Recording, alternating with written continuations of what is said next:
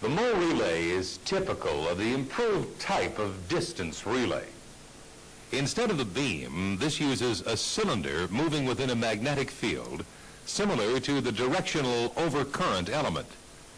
Coils are wound around the electromagnet, and these are fed from the CTs and VTs of the primary circuit.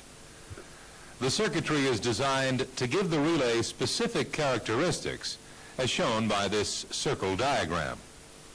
The relay will operate if the measured impedance from the point of origin falls within this circle. The main feature of this relay is that maximum closing force of the relay occurs when the impedance is at a specific phase angle, usually about 60 degrees. This is similar to the phase angle of the line conductor impedance. The result of this characteristic is that as the impedance phase angle changes, let us say becomes smaller, then the unit will operate only for a lower impedance, that is, a higher level of current. This means that it is less susceptible to incorrect operation due to the load impedance, which can cause the relay's impedance to have a very low phase angle down here. Remember, this unit will only operate for faults within the circle. However, in some cases, we may actually want the relay to operate as a backup for close-in faults upstream. In this case, the characteristic can be offset like this, so that it will operate for very low impedance in the reverse direction. For example, a phase fault upstream but close to the bus would provide a very low impedance and probably fall within the circle here and so trip the breaker. For second zone protection, the second element can be offset like this. Again, because of the relatively narrow band, it is well outside of the load impedance. Phase to ground faults, especially on short lines, provide a particular problem for the distance relay. The arc often contains considerable resistance, so reducing the phase angle of the measured impedance. It also increases the magnitude of the impedance. Consequently, even if the fault is only halfway along the line, the measured impedance often falls outside the operating circle. A common method of getting around this problem is to install relays which measure reactance only. The operating characteristic is shown by this horizontal line. Reactance is measured on the vertical. During normal operation, the total reactance of the load and the transmission line will be above the operating set point. This will be 90% of 86.6 ohms or 78 ohms in our example. If a ground fault occurs halfway along the transmission line, the relay will detect the decrease in value of reactance to 43 ohms and operate the tripping contacts. It will not be affected by resistance in the arc. One problem is that the reactance relay is not directional, and so will operate for faults upstream of the protected zone. This problem is resolved by using the reactance relay in conjunction with a Mot element. The characteristic is shown on this diagram. There are two reactance elements, each protecting first and second zones. The circle diagram for the Mot element shows that it is set to protect the third zone. It includes an external timer to prevent early tripping.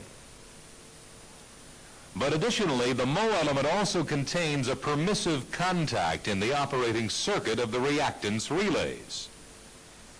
This restricts operation of the reactance relays to this area. The permissive contact will only close when the impedance falls within the circle. If the fault is upstream, the reactance relay will operate.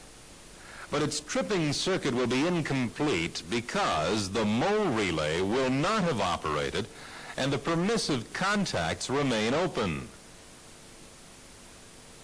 Because of this, the MO unit is often referred to as the starting unit, since it must operate before other units in the relay can trip out the circuit. Distance relays of the solid state type are designed with yet other variations in operating characteristics. Clearly, the impedance type of relay is quite complex and is well developed.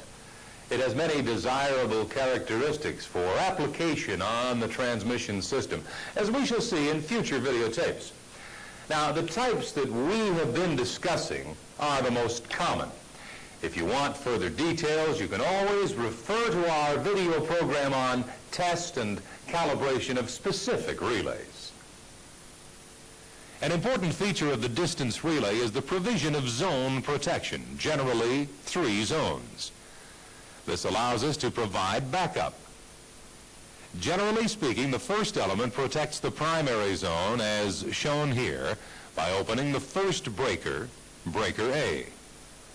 The second element provides local backup in case the first element fails to operate. That is, it would trip breaker A after a short time delay. The second element also provides remote backup in the case of a fault on bus B or out on line 2. This would only operate and trip out breaker A in case the primary protection at bus B failed to operate. Similarly, Zone 3 protection is provided as remote backup for faults along the remainder of transmission line 2 and on into line 3. Also, for protection of line 1, a set of distance relays will be installed at bus B looking towards A.